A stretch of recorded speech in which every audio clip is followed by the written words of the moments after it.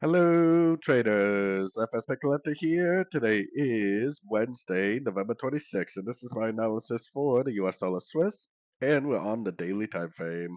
So on the dollar Swiss, we are kind of turning down a little bit. Those candles are definitely not convincing that it's going down in a significant way. If this really is like a big WXY or something maybe even bigger on the weekly, monthly to the upside, then I would expect it to at least take out the high wave W. So I am definitely still very, very bullish.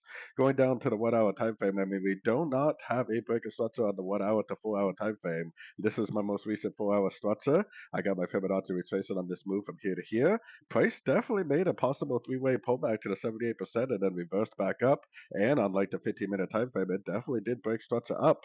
Now, one thing I have to be cautious about is that tomorrow is a big US holiday and there could be a little bit of lack of volume.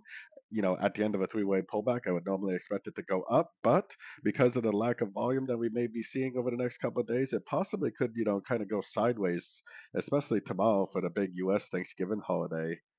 But anyways, we're definitely still looking for longs and an uptrend. So anyways, don't forget to check out my website, linked over here in the corner. And as always, thank you for watching and happy trading.